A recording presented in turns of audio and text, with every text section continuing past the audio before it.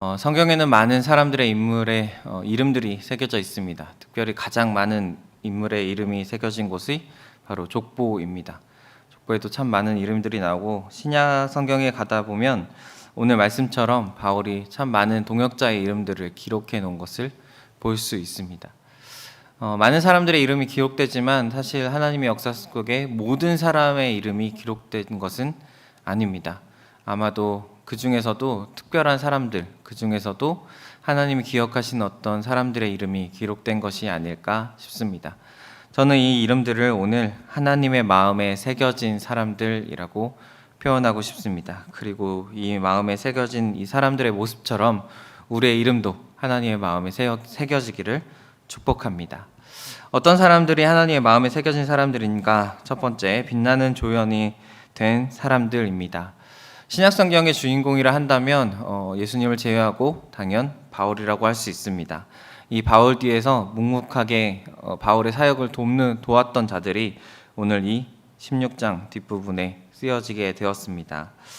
하나님은 빛나는 조연을 기억하십니다. 우리는 세상에 살다 보면 대부분 주인공이 되고자 원합니다. 세상은 주인공을 기억하고 또 때로는 주인공만 기억하게 됩니다. 영화를 보고 나면 요즘에 앞부분에 나오기도 하고 때로는 뒷부분에 나오기도 하는데 이 영화를 만든 사람들 이름이 쭉 나열돼서 올라가게 됩니다. 그때 보면은 주인공들의 이름은 굉장히 크게, 그리고 감독의 이름도 굉장히 크고 가장 돈을 많이 투자한 제작자 이름도 가장 크게 나오는데 단역이나 이제 조연들의 같은 경우는 굉장히 작게 여러 명이 한꺼번에 나오는 것을 볼 수 있습니다. 그러다 보니까 이 영화의 주인공이 누군지는 대부분 기억하는데 이 영화의 조연이 누군지를 기억하지 못하는 경우가 참 많이 있습니다. 하나님 나라에서는 그런데 이것이 꼭 중요한 것은 아닙니다. 하나님은 주인공을 또한 기억하시지만 그 주인공을 돕는 빛나는 조연 또한 하나님은 반드시 기억하시는 분입니다. 하나님 나라에서는 우리가 꼭 주인공이 될 필요가 없습니다.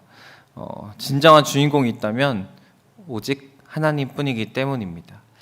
하나님 나라에서 중요한 것은 하나님이 원하시는 자리에 내가 있느냐, 하나님이 원하시는 그 배역에 정말 딱 맞는 조연이 있느냐가 하나님 나라에서 가장 중요한 점이 되겠습니다. 하나님이 이 사람을 이 자리에 쓰고 싶어 하시는데 그 사람이 가지 않을 경우 그곳은 다른 사람으로 채워지게 되겠죠. 하나님은 맨 앞에서 일하는 그 사람만을 기억하시는 것이 아니라 그 일을 함께 이루어간 모든 사람, 하나님을 위해 쓰임받고 있는 그 모든 사람들을 하나님은 기억하고 계신다라는 것입니다.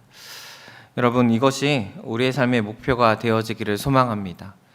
내가 주인공이 되어서, 내가 이름을 내어서 이 땅에서 뭔가를 남기고 가겠다라는 것이 우리 삶의 목표가 아니라 내가 하나님 나라에서 하나님 앞에 이름이 기억되는 사람이 되겠다. 이것이 우리 삶의 목표가 되어지기를 축복합니다. 하나님이 기억하시는 이름은 주인공만이 아니라 조연이기 때문에 우리는 어느 곳에서 어떤 일을 하든지 주님의 일을 감당할 때에 주님은 기억하실 것을 믿습니다. 주님 원하시는 곳에 기꺼이 우리의 삶을 드리는 우리 모두가 되어지기를 축복합니다. 하나님은 주인공만 돋보이는 삶이 아니라 주님, 꼭 하나님의 일을 또한 하나님 자체를 돋보이는 삶을 살기 원하십니다. 오늘을 살아가는 여러분, 오늘을 살아갈 때 목표가 있다면 내 삶에 어떤 빛나는 내 삶을 만드는 것이 아니라 주님을 빛나게 하는, 주님을 나타내는 삶이 되어지기를 축복합니다. 두 번째로 하나님 기억하시는 사람은 목숨을 건 사람들입니다. 오늘 본문 3절과 4절 말씀 한 번 더 읽어보겠습니다. 시작. 너희는 그리스도 예수 안에서 나의 동역자인 브리스가와 아굴라에게 문안하라. 그들은 내 목숨을 위하여 자기의 목까지 내어놓았나니 모든 교회도 그들에게 감사하니라. 자신의 목숨까지도 내어놓으며 동역자로서 함께 일한 브리스가와 아굴라가 있었습니다. 또한 7절 말씀에는 함께 감옥에 갇혔던 자의 이름도 나옵니다. 7절 말씀 한 번 더 읽겠습니다. 내 친척이요 나와 함께 갇혔던 안드리고니와 유니아에게 문안하라. 그들은 사도에게 존중이 여겨지고 또한 나보다 먼저 그리스도 안에 있는 자라. 이 로마서 말씀이 쓰여질 당시, 그리고 초대교회가 시작할 때의 그 모습에서는 믿음을 지킨다는 건 곧 많은 것들을 포기하고 특별히 생명을 거는 일이었습니다. 핍박과 환난 가운데 믿음을 지켜야 했고 로마와 싸우기도 했고 그렇기 때문에 숨어서 예배를 드리기도 하고 또한 그것 때문에 목숨을 잃기도 하는 일들 속에서 믿음을 지켜가는 사람들의 이야기가 펼쳐지고 있습니다. 목숨을 걸어야 하는 그런 상황 속에서 이들은 마땅히 자기의 목숨을 걸고 자기의 생명을 걸고 믿음을 지켜갑니다.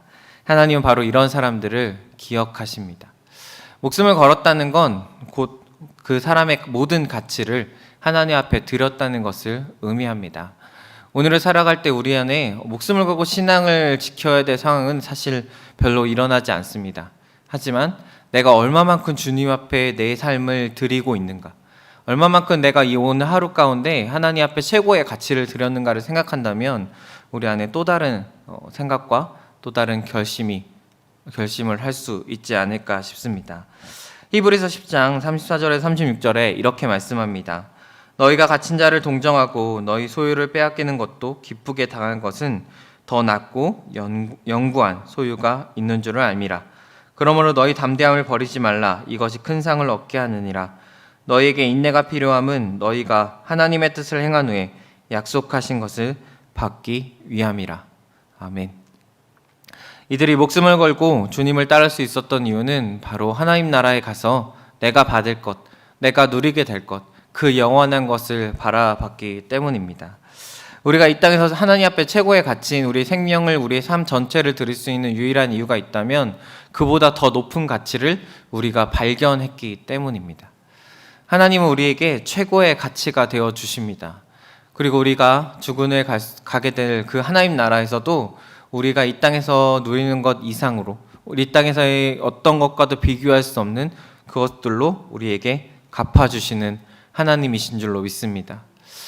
초대교회 성도들은 이 소망 가운데 살아갔습니다. 자기가 로마를 따르지 않고 예수를 따르면서 받는 핍박, 때로는 장사를 하는 사람들은 물건을 그냥 빼앗긴다 할지라도 따질 수 없는 상황, 그런 상황에서도 하나님을 포기하지 않고 때로는 죽는 순간까지도 주님을 부인하지 않고 살아가는 그 사람들, 그런 사람들이 바로 하나님 나라의 소망을 들고 믿음으로 살아가는 주님의 사람들이었습니다. 오늘을 살아갈 때 여러분, 이 믿음 가운데 살아가는 우리가 되어지기를 축복합니다.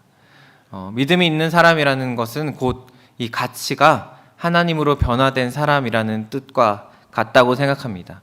내가 하나님을 믿어라고 말할 수 있는 유일한 삶의 모습이 있다면, 내가 누리던 것, 내가 추구하던 것, 돈을 추구했던 사람이 있다면 예수를 믿고 돈이 최고가 아니라 하나님이 최고야 라고 바뀌어질 수 있는 것, 그것이 우리의 믿음의 삶이 아닐까 싶습니다. 오늘 이 시대를 살아가면서 많은 사람들이 교회를 다닌다고, 또 많은 사람들이 예수를 믿는다고 말합니다. 내가 그리스도를 따른다고, 난 구원에 확신이 있다고 말하면서 때로는 교회에 가지 않고 때로는 혼자 예배를 한다고 말하고 있는 사람들이 참으로 많습니다. 하지만 진정한 믿음이 무엇일까라고 생각한다면 그것은 그 삶의 가치가 바뀌고 내가 중요하다고 생각하는 것들이 변화되면서 주님 앞에 나아가는 바로 그러한 삶이 아닐까 싶습니다. 오늘을 살아가는 여러분, 여러분의 삶에 무엇이 가장 중요합니까? 오늘을 살아갈 때 내가 무엇 때문에 살아가고 무엇을 위해 살아가시겠습니까? 소망학교교는 오늘 살아갈 때 정말 예수로 살아가는, 예수님을 위해 살아가고 예수만을 남기는 여러분이 되기를 축복합니다. 마지막 세 번째, 주님이 기억하시는 사람들이 있습니다. 바로 주님 안에 살아가는 사람들입니다. 오늘 성경을 봉독할 때 제가 노란색으로 표시해드린 부분이 있었습니다. 그것이 뭐냐면 주 안에라는 그 말입니다. 이 1절부터 16절까지 한 16절 정도 되는 구절 안에 주 안에라는 표현이 무려 10번이나 등장하게 됩니다. 특별히 한 번 더 읽어보고 싶은 구절이 있습니다. 12절과 13절, 오늘 본문 12절과 13절입니다. 함께 읽겠습니다. 주 안에서 수고한 드루베나와 드루보사에게 문안하라. 주 안에서 많이 수고하고 사랑하는 버시에게 문안하라. 주 안에서 택하심을 입은 루포와 그의 어머니에게 문안하라. 그의 어머니는 곧 내 어머니라. 아멘. 주 안에서라는 표현이 참 많이 등장하는데 그 중에 이 두 구절에 특별히 주 안에서 수고한 자라고 표현하고요. 13절에는 주 안에서 택하심을 입은 자라고 표현을 하고 있습니다. 하나님의 마음에 새겨진 자는 곧 주 안에서 행한 자, 주 안에서 살아가는 사람, 주 안에서 이 삶을 끝까지 믿음 가운데 지켜 행하는 자가 아닐까 싶습니다. 우리의 인생에 어떤 고민이 있다면 오늘 무엇을 먹고 무엇을 취하고 또 무엇을 위해 살아갈지가 우리 인생의 목표가 아닐까 싶습니다.